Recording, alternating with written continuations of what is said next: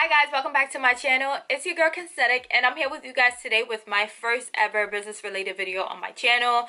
In case you guys do not know, the purpose of my brand, aka Kensthetic, is to share my perspective of beauty when it comes to hair care, makeup, fashion, travel, lifestyle, and last but not least, business. So if you guys are not a stranger to my channel, you guys know that I haven't really posted any videos centered around the idea of business. So here I am, we're getting started, and yeah. So the topic of today's video is going to be negotiations. I'm going to provide you guys with 10 tips that I think everybody should know when it comes to negotiations, and just a little background as to why I'm doing this video. Through conversations that I've had with peers, with my friends, I noticed that a lot of people don't know what to do when it comes to negotiations. Like what should include, what their stance is, where they should budge, where they should not budge. So here I am today to provide you guys with 10 tips that you should know when it comes to negotiation.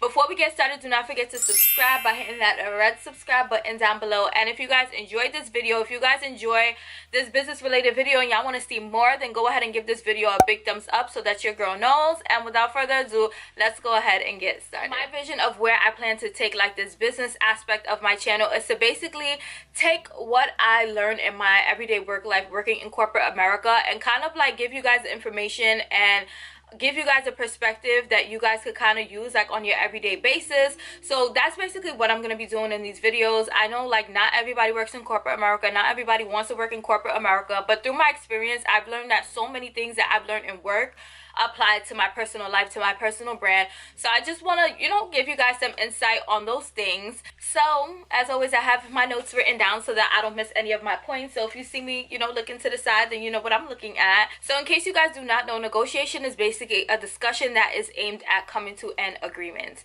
And when negotiation occurs for us, it's usually in our everyday lives, whether you're out shopping, whether you're trying to like cut a deal with a brand if you're an influencer, whether it's negotiating a salary for like a new job that you have. It just happens all of the time, and these tips that I'm going to provide you guys with, you can kind of alter them to whatever situation you're in that you're trying to come to an agreement with. So let's go ahead and get into them.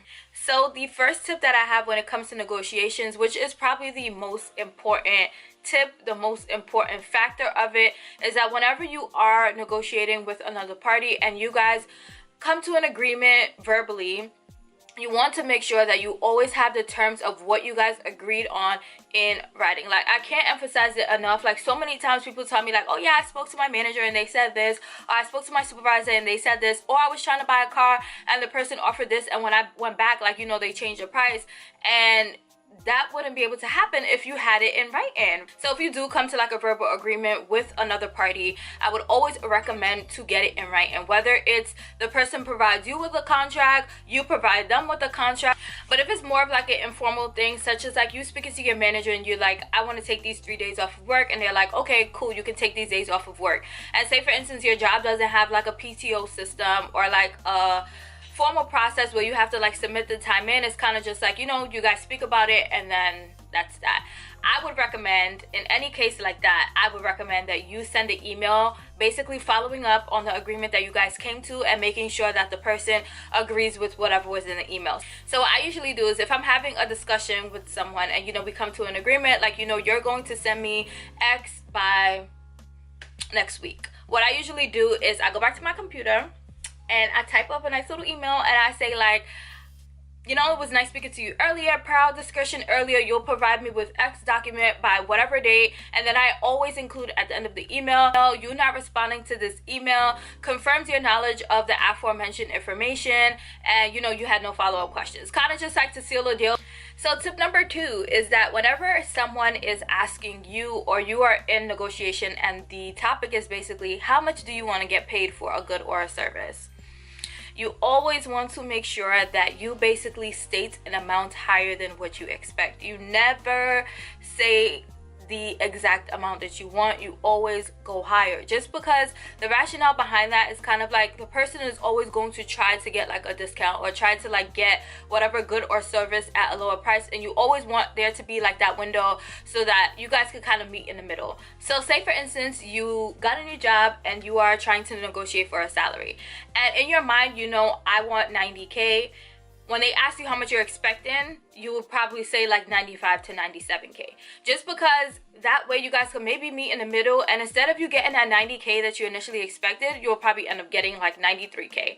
And then if they do probably go lower than what you expect, always try to see like what areas you can use to kind of compensate for that. So say for instance, you know you want 90K and you say 95K, and they say, you know, we were expecting to pay someone in this position 85K.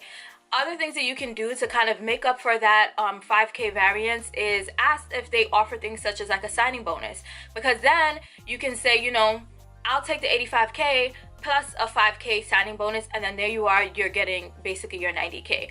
So I would always say to make sure that whenever the question is open as to like, you know, how much are you expecting for a good, a service, you always want to state a higher price than what you are actually expecting.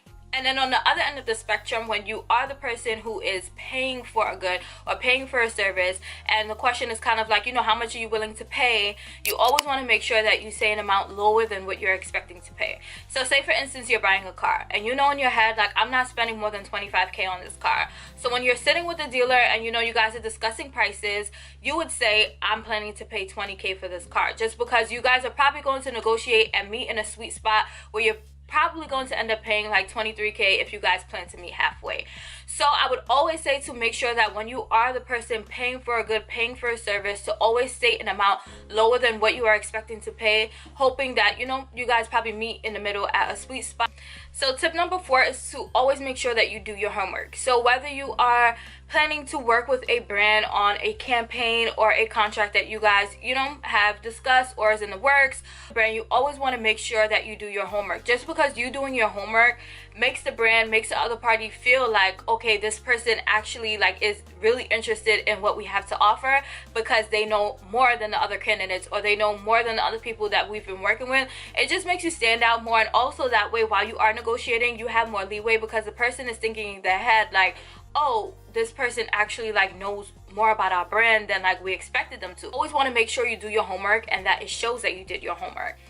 And that kind of goes hand in hand with tip number 5, which is to make sure that you always expose what benefits you can pose in the negotiation.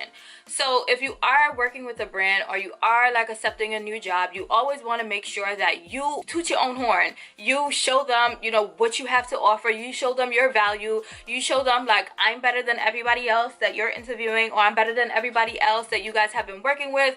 So say for instance, you're working with a brand that's possibly coming out with a new collection or coming out with a new campaign. Some ways that you can show or you can present to them the benefits that you can provide to their brand is maybe like, hey, I've used X products before, or I used X products before and I did like a review on it on my YouTube channel. Here's a link for the video. You know, just to show that I have some type of benefit that I could provide to you, as well as you providing a benefit to me, which probably is like monetary products or whatever it is. And then say for instance, you're interviewing for a job, you always want to make sure that you toot your own horn about the skills that you have, to make sure that they know, okay, this person has these skills which probably nobody else on the team has, so now it's going to be a benefit to our team or our company. So you always want to make sure that you present and you can show them what benefits you can provide on your end of the deal. Tip number 6 is that you always want to shop around. You never ever want to accept the first offer that you receive. So for instance, when I was trying to find a new job, I was interviewing at a whole bunch of places, and the job that I ended up taking was actually the first interview that I had. But I didn't do that interview and get the offer and say like, okay, I'm going with this. I interviewed with other places. I explored like other offers that I could get from like other jobs that are, you know, similar in the market, just so that I have an idea of, you know, what's out there, rather than hearing the first thing and the first thing sounding good and I don't know what else is out there, because you could end up paying a cheaper price, you could end up getting paid more. You never know. So I always suggest never go with the first deal that you have. Always shop around and understand, you know, what's going on in the market, what variable factors there might be, and then coming to a decision based on that information.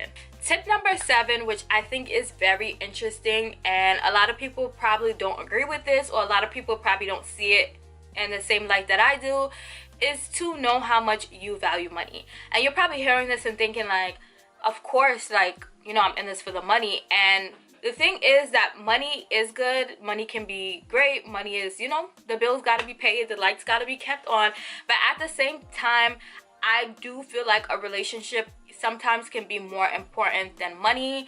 And just to give you guys an example, say you are an influencer or a content creator and you're working with a brand, and the brand says to you like, hey, I don't have a budget right now, but I have these products that I can give you and you can do a review or you could do a video on it, and you know, that's kind of it. So basically you're getting the products and they're getting whatever content you're providing them with. And you're probably thinking of it when you initially hear the proposal, like, oh my god, like this person isn't trying to pay me, like why would I do this for free? Like this is my job, or this is something that, you know, I'm doing with the intention of getting money, which isn't right, but we're not going to get into that. But what you can get from that person is a lasting relationship that can possibly in the long run end up in money. People don't always have like the budget to do things for you or to give you money right away, but as the brand grows, as the company grows, they're always going to remember you as probably being one of the first influencers that they work with, or being one of the first people that accept their offer when, you know, they were smaller off. So I would say make sure you know how much you value money, and then take that into play when it's time to, you know, review an offer where money isn't being involved. So tip number 8 is to try to draft the first proposal if you can. A lot of times when you're working like with a company or you're working with a brand, they usually have like a standard contract or a standard offer letter that they email to you guys, or they provide you guys with after, you know, you guys come to a point where it's like, okay, this is what you're gonna get, this is what I'm gonna get, you know, negotiation is done. And if you could be that person that kind of drafts up like everything you guys agreed on, I would recommend that you do that. In the case that you don't have that leeway, I would say to make sure that when you receive the offer letter or you receive the contract, you tell them like, hey, I need some time to review it. And during that time, you want to make sure that 1, you actually review it, and 2, you actually know what it's saying. Number 2 is very important, because you could review a contract, but you might not know what certain things mean, or you might not know what you're agreeing to. And sometimes people just say like, okay, I don't know what it means, but it's probably not important, so I'm just gonna go sign it. And it's like, you really don't know what you're signing up for. So you want to make sure that when you are reviewing it, if you don't understand what it's saying, make sure you reach out to like a friend or a colleague or somebody who you can trust with providing you with like more knowledge on what's going on. You never want to like come to a point where you're like, I don't understand what this says, so I'm gonna tell them to leave it in here. And if you guys want me to do like more of a detailed video on my contracts, like what to look for in contracts, what to make sure contracts include, comment down below and I'll go ahead and do that video. Tip number 9 is to make sure that you handle negotiations in a timely manner. The longer of a duration that the negotiation is kind of going on, or like the contract is out there or the offer letter is out there, it gives more time for things to happen. So you always want to make sure that the process is kind of moving. Like if things are taking longer than expected, like, you know, somebody was like, you know, I have to discuss with somebody and I'll get back to you, give it a couple of days and then email them and say like, hey, I'm just following up on X, Y, and Z that you were supposed to, you know, find out more information about. Just because the longer a negotiation is going on, the more time it gives for like things to come up in between, and the less of that can happen, the better. So I would say to always make sure that you handle negotiations in a timely manner, but that also doesn't mean to rush. So yeah. So tip number 10 is to make sure that you ask questions. And I'm sure you guys heard this 1,000,001 times before, but there's essentially no such thing as a dumb question. Not everyone has the same level of competency when it comes to certain things. So you always want to make sure that you ask whatever questions that you have, whether it's to define a term in the agreement or to understand exactly what you're getting from the agreement, from the negotiation. You always want to make sure that you ask whatever questions that you have. And I just jotted down some questions that could basically apply to most situations. One is to ask if there are any discounts or promotions available. For me, whenever I go in a store, no matter what store it is, I always ask like, hey, do you guys have a discount available for me because I work here? Or do you have a discount available for me because, you know, this is a situation? I just always ask, just because they're like, you'll be surprised how many times I went in a store and I asked like, do you guys have a discount available? And they were actually like, yes. So always ask if there are any discounts or promotions available whenever you are negotiating. You always want to ask, you know, is this the best offer you guys have? Like, can we, you know, probably speak about increasing the price, or not increasing the price right now, or maybe increasing the price based on a variable such as like engagement or performance. You can always ask that question, just because that can be put into the contract, or that can be put into the offer letter.